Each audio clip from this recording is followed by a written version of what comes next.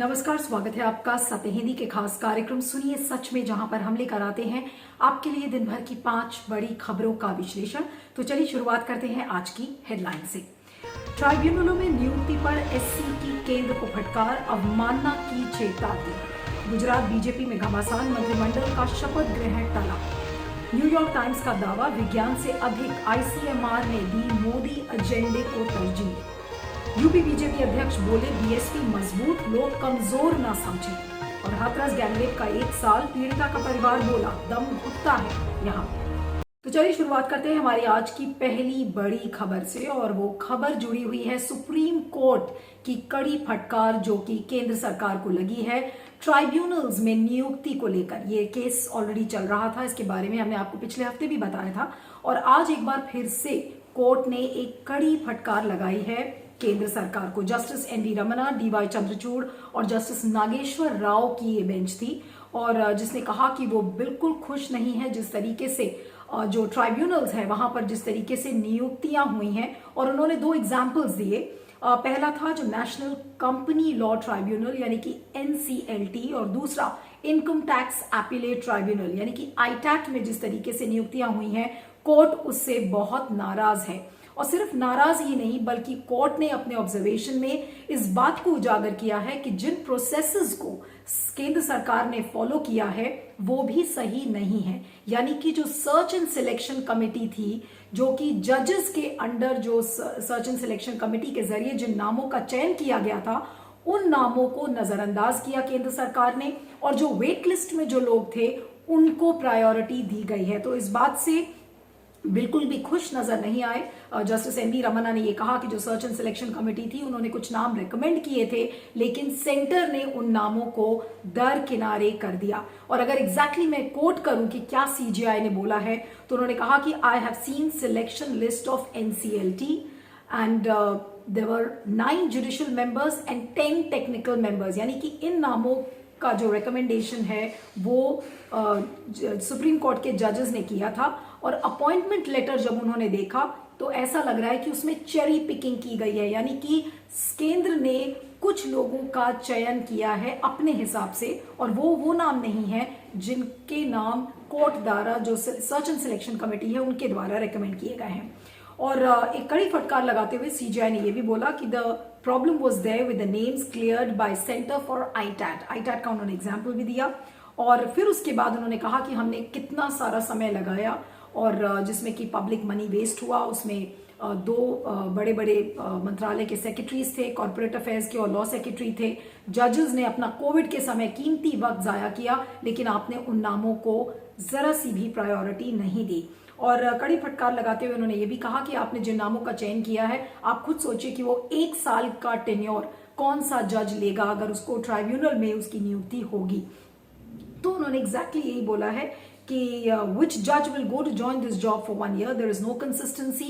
Why do you bring trouble in all these matters? तो court बहुत नाराज था, और अब 2 हफ्ते का टाइम मांगा गया है। और सीजीआई ने यह भी कहा कि हम एक लोकतांत्रिक देश हैं, और इस तरीके से, क्योंकि जो अटॉर्नी जनरल है के वेणुगोपाल, उन्होंने कहा कि केंद्र के ऊपर आप प्रेशर नहीं डाल सकते, ये केंद्र के ऊपर है कि जो जजेस के नाम जो रेकमेंड किए गए हैं वो केंद्र उसको एक्सेप्ट करे या ना करे। जिस पर सीजीआई ने ये कहा कि we are a democratic country and we have to follow the rule of law and we can not accept that. And what's the sanctity of the process if the government has the last word. यानी कि सरकार की ही मनमानी इसमें नहीं चल सकती एक लोकतांत्रिक देश में। और इसको लेकर जस्टिस राव ने भी कहा कि इसी तरीके से TDSAT में हो रहा है, इसी तरीके से NCDRC में हो रहा है कि किस तरीके से लिस्ट बनाई गई, उसको ट्रंकेट किया गया और अपॉइंटमेंट्स को अपने मन मर्जी तरीके से किया गया है। तो बेंच ने बिल्कुल कहा है कि it's distressing, centre treated the recommendations made by the selection committee. और जिन जजेस का नाम कोर्ट ने दिया था, उन जिन नामों का रिकमेंडेशन जजेस की तरफ से आया था, उनको बिल्कुल नजरअंदाज किया गया है। तो अब जो अटॉर्नी जनरल है उन्होंने कहा है कि ये अपॉइंटमेंट्स 2 हफ्ते में हो जाएंगे। सीजीआई ने कहा है कि अगर 2 हफ्ते में आप आएंगे नामों के साथ तो एक प्लान भी लेकर आइएगा कि किस तरीके से अपॉइंटमेंट्स होंगे, और अगर नहीं हुआ तो अवमानना का केस केंद्र सरकार पर लग सकता है, यानी कि कंटेम्प्ट ऑफ कोर्ट का केस लग सकता है।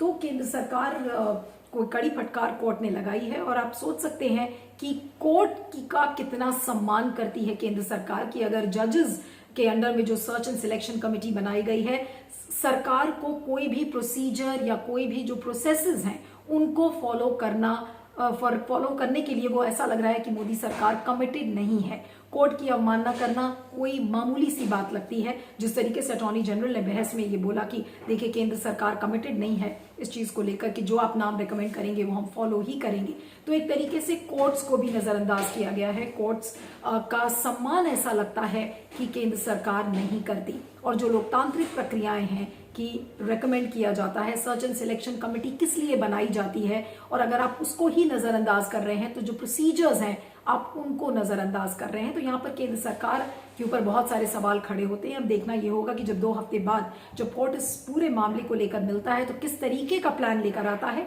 लेकिन इसमें यहाँ पर केंद्र सरकार की इसमें काफी किरकिरी हुई है कि अपॉइंटमेंट्स में किस तरीके से अपने हिसाब से नामों की लिस्ट का चयन होता है। सर्च एंड सिलेक्शन कमेटी के कोई मायने नहीं है केंद्र सरकार के लिए। आखिर ये सरकार किस दिशा में आगे बढ़ रही है? अगर कोर्ट्स की ही अवमानना इस केंद्र सरकार को करनी है तो फिर ये तानाशाह सरकार नहीं है तो और क्या है? ये वो सरकार है जो अपनी मनमर्जी करती है। इसके लिए ना कोर्ट्स के कोई मायने हैं, ना जजेस के कोई मायने हैं, और ना ही सर्च एंड सिलेक्शन कमेटी के कोई मायने हैं।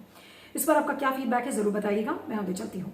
अब बात करते हैं गुजरात बीजेपी में चल रहे घमासान की। अभी 2 दिन पहले भूपेंद्र पटेल को मुख्यमंत्री बनाया गया गुजरात का, और इसी बीच खबर ये आ रही थी कि आज नए मंत्रिमंडल का शपथ ग्रहण होने वाला था, लेकिन वो पहले सुबह होने वाला था, फिर वो दोपहर के लिए टला, दोपहर के बाद शाम, और अब ये पता चल रहा है कि कल होगा ये शपथ ग्रहण।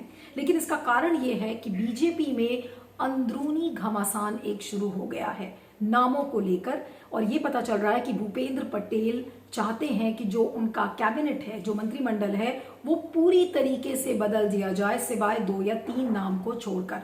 और इसकी वजह से विजय रूपानी नाराज है, नितिन पटेल जो उप मुख्यमंत्री हैं वो भी काफी नाराज चल रहे हैं। और ये बताया जा रहा है कि आज विजय रूपानी को कई विधायक मिलने भी गए थे और उन्होंने बताया कि किस तरीके से वो नाराज है कि पूरे मंत्रिमंडल को आप कैसे बदल सकते हैं। लेकिन ये बोला जा रहा है कि जातियों के समीकरण को ध्यान में रखते हुए ये सारे बदलाव किए जा रहे हैं। अब विजय रूपानी इससे नाराज हैं, नितिन पटेल नाराज हैं, और जिन नामों को लेकर ये भी बोला जा रहा है कि नितिन पटेल, भूपेंद्र सिंह चुड़ासमा, आरसी फाल्दू और कौशिक पटेल का भविष्य ऐसा लग रहा है कि खतरे में है, इनके लिए भी कोई जगह नहीं है।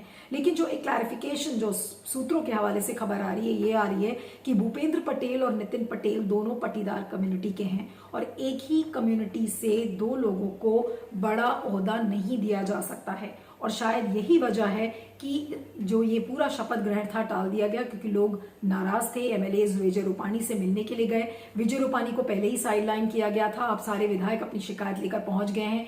ये भी बताया जा रहा है कि कुछ पोस्टर्स और बैनर्स बनाए गए थे, उनको फाड़ कर फेंक दिया गया था। तो ये सारी खबरें इस समय पब्लिक डोमेन में हैं, लेकिन फिलहाल सब कुछ ठीक नहीं है गुजरात यूनिट बीजेपी में, और इसका फायदा विपक्षी दल उठा सकते हैं। चुनाव नजदीक है, चुनाव 7 से 8 महीने दूर है, और ऐसे समय में इस तरीके का घमासान बीजेपी की छवि पर इसका काफी असर पड़ सकता है। और गुजरात जो बीजेपी का एक स्ट्रांग होल्ड माना जाता है, वहां पर अब ये खबरें आ रही हैं कि देखिए किस तरीके से इंटरनल फैक्शनलिज्म है, गुटबाजी है, और लोग नाराज हैं। और सबसे बड़ी बात यह है कि मुख्यमंत्रियों को जिस तरीके से हटाया जा रहा है, सिर्फ गुजरात में ही नहीं और भी ऐसे राज्य हैं, तो इससे इंटरनल लेवल पर और जो ग्रास रूट लेवल पर एक नाराजगी पनपती हुई नजर आ रही है। अब इसे कैसे कंट्रोल करेंगे, क्योंकि जो पूरा ओवर सेंट्रलाइज स्ट्रक्चर है बीजेपी का, इसमें यह बोला जा रहा है कि प्रधानमंत्री नरेंद्र मोदी और गृह मंत्री अमित शाह के हाथ में ये सारी कमान है। तो इन चीजों को वो कैसे कंट्रोल करेंगे? क्या नितिन पटेल का भविष्य खतरे में है? और जो मंत्रिमंडल है उसका स्वरूप क्या होगा? कुछ नामों को लेकर सहमति भी बनी है, बहुत सारे नामों को लेकर असहमति भी है। तो अब देखना यह होगा कि किस तरीके से जो केंद्रीय नेतृत्व है बीजेपी का इन चीजों को कंट्रोल करता है। बहरहाल गुजरात बीजेपी में सब कुछ ठीक नहीं चल रहा है। इस पर आपका क्या फीडबैक है जरूर बताइएगा, मैं आगे चलती हूँ। तीसरी खबर हमारी न्यूयॉर्क टाइम्स की एक रिपोर्ट को लेकर है, और उस रिपोर्ट में कुछ ऐसी बातें हैं जो कि सत्य हिंदी पर आपने कई बार सुनी होंगी। कोविड कोविड के दौरान कि जिस समय आईसीएमआर ने अपना रोल ठीक से नहीं निभाया, साइंटिस्ट्स को प्रधानमंत्री नरेंद्र मोदी ने उनकी बिल्कुल नहीं सुनी क्योंकि एक पॉलिटिकल एजेंडा उनके दिमाग में था, उनको इकोनॉमी रीओपन करनी थी। ये सारी बातें हम आपको पिछले साल से बताते आ रहे हैं और आज न्यूयॉर्क टाइम्स ने एक रिपोर्ट किया है जिसमें ये कहा गया है कि जो मेडिकल रिसर्च एजेंसी है यानी कि आईसीएमआर है, उसने डेटा को छुपाया है ताकि जो गवर्नमेंट के जो प्रोजेक्शंस थे और गवर्नमेंट एक जो चमकीली तस्वीर लोगों के सामने पेश करने की कोशिश कर रही थी, तो आईसीएमआर ने उसको छुपाया है। इसके अलावा इस रिपोर्ट में यह भी कहा गया है कि पॉलिटिक्स को ज्यादा तवज्जो दी गई है और मोदी सरकार का जो एक पॉलिटिकल गोल था कि देखिए सबके सामने लोगों को ये दिखाइए कि हर चीज नॉर्मल है, ज्यादा डरने की जरूरत नहीं है, हम इकोनॉमी खोल सकते हैं, उन चीजों को ज्यादा महत्व आईसीएमआर ने दिया है बजाय इसके कि वो विज्ञान और एविडेंस को प्रायोरिटी देते। इसके अलावा साइंटिस्ट ने एक बात भी कही है न्यूयॉर्क टाइम्स को दिए गए इंटरव्यू में कि एक कल्चर ऑफ साइलेंस यानी कि एक चुप्पी का कल्चर आईसीएमआर में डेवलप हो गया था, जिसमें कि जब साइंटिस्ट बलराम भार्गव जो कि डायरेक्टर थे आईसीएमआर के और उनसे जाकर कुछ कहते थे और अगर उनकी किसी बात से को लेकर असहमति होती थी तो बलराम भार्गव उनको ये कहकर चुप करा देते थे कि देखिए आप कन्फ्रंटेशनल मत होइए, लड़ने के मूड में मत होइए, and this is none of your concern. एक स्टैंडर्ड रिप्लाई बलराम भार्गव की तरफ से आता था। और अनूप अग्रवाल का नाम आ रहा है जो वो साइंटिस्ट हैं आईसीएमआर के जिन्होंने रिजाइन कर दिया था आईसीएमआर से अक्टूबर 2020 में, और उन्होंने जो सुपर मॉडल जिसके बारे में प्रधानमंत्री नरेंद्र मोदी ने भी बहुत बड़ी बड़ी बातें की थी, जितने भी नीति आयोग के अधिकारी हैं वो सुपर मॉडल की बात करते थे और सुपर मॉडल के आधार पर उन्होंने सोचा कि देखिए सब कुछ नॉर्मल हो जाएगा, फरवरी 2021 तक सब कुछ ठीक हो जाएगा। और उसी सुपर मॉडल को अनूप अग्रवाल ने चैलेंज किया था और उस समय उनको ये बोला गया था कि अब आप चुप हो जाइए, this is none of your concern, और इसको आप चैलेंज मत करिए। और 2 महीने बाद क्या हुआ, कोविड की दूसरी वेव इस भयानक तरीके से आई कि जिसमें कितनी सारे लोगों की मौतें हुई। इसके अलावा रमन गंगाखेड़कर जो कि चीफ साइंटिस्ट थे आईसीएमआर के, तो उनको भी ये बोला गया कि जब उन्होंने ये कहा गया कि तबलीगी जमात के बारे में जिस तरीके से मीडिया प्रोजेक्ट कर रहा है और उस तरीके से नहीं करना चाहिए था, तो उनके लिए भी बलराम भार्गव ने बोला कि this should not be your concern. उसके बाद जो सेरो प्रेवलेंस सर्वे आया था तो उसमें ये कहा गया कि उसमें आईसीएमआर की जो एफिलिएशंस है उसको हटा दिया जाए और बार बार आईसीएमआर के साइंटिस्ट को ये बोला गया कि आप ज्यादा बात ना करें और जो सच्चाई है उस पर एक तरीके से पर्दा डालने की कोशिश की है आईसीएमआर ने। और बार बार साइंटिस्ट जो बोलने की हिम्मत भी करते थे तो उनको यही बोला जाता था कि आप कन्फ्रंटेशनल मत होइए, यानी कि सरकार से भिड़ने की कोशिश मत करो। मोदी जी का जो एजेंडा है, जो पॉलिटिकल गोल है, यानी कि सब कुछ ये दिखाइए कि द पिक्चर इज रोजी, डोंट बी कन्फ्रंटेशनल, इस तरीके का एक डिक्टेट बलराम भार्गव ने अपने साइंटिस्ट को देने की कोशिश की थी और इसकी वजह से एक कल्चर ऑफ साइलेंस डेवलप हो गया था। तो आज सवाल ये उठता है कि क्या आईसीएमआर इस बात की जिम्मेदारी लेगा या फिर मोदी सरकार इस बात का जवाब देगी कि आज उन परिवारों में जहां पर जिन लोगों ने कोविड की मौतों के बाद अपने प्रियजनों को खोया है, आज उसकी जिम्मेदारी कौन लेगा। जो दूसरी वेव आई थी उसमें इतनी सारी जो मौतें हुई थी, आज क्या साइंटिस्ट उसकी जिम्मेदारी लेंगे या सरकार लेगी, ये सवाल का जवाब कौन देगा। और ऐसा लग रहा है कि अब कोविड को लोग धीरे धीरे भूलते जा रहे हैं, लेकिन जिस तरीके से जो सेकंड कोविड वेव आई थी और उसमें जिस तरीके की हमने मौत का मंजर जो देखा था और जिस तरीके से जो बद इंतजामी का मंजर देखा था, उसके लिए आज कौन जिम्मेदार है। क्या मोदी जी जिम्मेदार हैं? क्या आईसीएमआर इस चीज को ओन अप करेगा कि उसकी तरफ से गलतियां हुई थी? शायद अगर आईसीएमआर ने अपने साइंटिस्ट की बात मान ली होती और मोदी सरकार को उन्होंने सही राय दी होती तो शायद जो दिशा है और दशा है जो कोविड मैनेजमेंट की, वो बदल सकती थी और बहुत सारी जानें शायद बच जाती। इसको लेकर आपका क्या फीडबैक है जरूर बताइएगा। मैं आगे चलती हूँ। अगली खबर अब हमारी यूपी के चुनाव को लेकर है। जैसे जैसे दिन पास आता चल रहा है, सारे टीवी चैनल्स ने मिशन यूपी यानी कि 2022 का एजेंडा पर रिफ्लेक्ट करने की कोशिश की है और प्रोग्राम्स भी बनाने शुरू कर दिए हैं।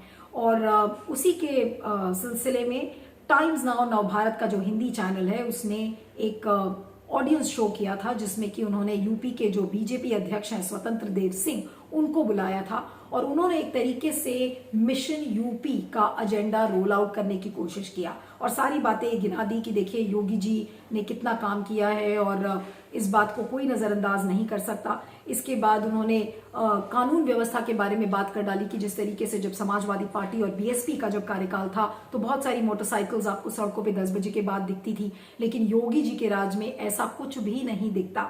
अखिलेश यादव के बारे में बोला गया कि अखिलेश यादव ने कहा है कि जितनी भी उनकी जो स्कीम्स थी उन पर सिर्फ फीता काटने का काम बीजेपी ने किया है। तो उसको लेकर स्वतंत्र देव सिंह ने कहा है कि ये अखिलेश यादव से ही पूछा जाए कि उन्होंने कितना काम किया था। तो एक तरीके से यूपी का एजेंडा रोल आउट करने की कोशिश किया, लेकिन उस बातचीत के दौरान स्वतंत्र देव सिंह ने अपनी जो मंशा है बीएसपी के बारे में उस पर भी एक जोरदार जवाब दे डाला और उसमें उन्होंने कहा कि बीएसपी एसपी से ज्यादा मजबूत है। पहले तो उन्होंने ये कहा कि बीएसपी और एसपी का जो कार्यकाल था तो उसमें लॉ एंड ऑर्डर और भ्रष्टाचार बहुत ज्यादा भरा हुआ था, लेकिन जब एसपी के मुकाबले बीएसपी की बात की गई तो स्वतंत्र देव सिंह ने बीएसपी का समर्थन करते हुए ये कहा कि बीएसपी को कोई हल्का ना समझे, वो बहुत मजबूत पार्टी है और लोग गलत फहमी में हैं। तो उनसे ये पूछा गया कि क्या आपका असली टक्कर बीएसपी से है या फिर समाजवादी पार्टी से है, तो उसका उन्होंने गोलमोल जवाब दिया और फिर से वो मिशन योगी आदित्यनाथ पर आ गए कि देखिए योगी जी के नाम पर और प्रधानमंत्री नरेंद्र मोदी के नाम पर पूरा चुनाव लड़ा जाएगा। और उन्होंने कहा कि बीएसपी और एसपी का जो पूरा कार्यकाल है उसमें लोकप्रियता के आधार पर कभी चुनाव नहीं लड़ा गया। तो ये सारी बातें उन्होंने कही हैं और उन्होंने फिर भी ये कहा कि बीजेपी हर चीज में इस समय आगे चल रही है और कई मुसलमान भी उसका समर्थन करते हैं। अब्बा जान के कमेंट को लेकर भी उनसे पूछा गया तो उन्होंने कहा कि देखिए अब्बा जान तो लोग सम्मानजनक तरीके से लोगों को जब रेफर करते हैं तो अब्बा जान बोलते हैं। तो गोलमोल जवाब देने की कोशिश की, लेकिन जो सबसे बड़ा न्यूज पॉइंट उसमें ये निकल कर आया कि बीजेपी का प्रदेश अध्यक्ष यूपी का वो बीएसपी का समर्थन कर रहा है। तो क्या ये एक नए समीकरण का संकेत है कि अगर पूरे बहुमत बीजेपी की नहीं आती तो क्या वो बीएसपी के साथ अलाय करेंगे? और जिस तरीके से अभी हाल में हमने देखा कि मायावती ने मुख्तार अंसारी का भी टिकट नहीं दिया था उनको और ऐसा लग रहा था कि वो बीजेपी को खुश करने में लगी हुई हैं, तो ये एक क्विड प्रो को की तरह लग रहा है और हो सकता है कि बीजेपी और बीएसपी साथ में भी आ जाएं। इस तरीके का संकेत स्वतंत्र देव सिंह ने कहा है। लेकिन एक रोचक समीकरण है कि अगर बीएसपी का प्रदेश अध्यक्ष कहता है कि बीएसपी ज्यादा मजबूत है, यानी कि उसका टक्कर क्या बीएसपी से होगा और क्या समाजवादी पार्टी को हल्का आंक रही है बीजेपी? तो ये सारी सोचने वाली बातें हैं, लेकिन एक तरीके से जो मिशन यूपी है वो रोल आउट किया गया है। और साथ में स्वतंत्र देव सिंह ने ये भी कहा कि अगर राम मंदिर की बात करना सांप्रदायिकता है तो फिर हम सांप्रदायिक हैं। इन बातों को भी उन्होंने कहा है। बहरहाल समीकरण काफी बदलते हुए नजर आ रहे हैं क्योंकि प्रियंका गांधी भी यूपी में है और पुरजोर तरीके से उन्होंने भी लड़ने की ठान ली है। तो अब देखना यह होगा कि यूपी का जो पूरा चुनाव है एक रोचक मोड़ ले रहा है, लेकिन उसमें जो यूपी की जनता है वो किसमें अपना विश्वास देती है ये देखना होगा। अब आगे चलते हैं, फीडबैक जरूर दीजिएगा। अब बात करते हैं हाथरस बलात्कार कांड की, जिसको कि 1 साल हो गया। आज के ही दिन पिछले साल हमने देखा था कि हाथरस में एक दलित लड़की का बलात्कार हुआ और उसके प्राइवेट पार्ट्स में और उसके गर्दन में चोट लगी थी। ये बताया जा रहा था कि 4 अपर कास्ट के लोग हैं जो ठाकुर नौजवान हैं, उन्होंने एक गैंग रेप इसका किया था और वो लड़की को अस्पताल में भर्ती किया गया। फिर वो लड़की सफदरजंग अस्पताल में उसने दम तोड़ दिया और उसके बाद भरी रात में और उसको दफना दिया गया। और उसके बाद से 1 साल बाद आज उसके परिवार वाले मीडिया से बात कर रहे हैं और उन्होंने कहा है कि उनका जीना दूभर हो गया है, क्योंकि जो उनके परिवार वाले हैं, जो उनके पूरे गांव का सपोर्ट है वो परिवार वालों के साथ नहीं है, बल्कि वो जो अपर कास्ट 4 अभियुक्त हैं उनके साथ लगता है। जब भी वो कोर्ट जाते हैं तो पूरा गांव उनके पीछे पीछे चला जाता है। उसके अलावा उन्होंने ये कहा कि जो मृतक लड़की थी उसकी जो एशेज हैं आज भी उन्होंने रखा है, पूरी तरीके से उसका दाह संस्कार नहीं हुआ है। और उन्होंने कहा है कि आज भी वो जो राख है उस लड़की की उन्होंने एक घड़े में बंद करके रखी हुई है और उन्होंने कहा है कि जब तक हमें न्याय नहीं मिलेगा तब तक हम इस राख को नदी में नहीं बहाएंगे। इसके अलावा उन्होंने ये भी कहा कि उन्हें घुटन महसूस होती है गांव में, क्योंकि उनसे कोई बात नहीं करता है और उन्हें क्रिमिनल्स की तरह ट्रीट किया जाता है।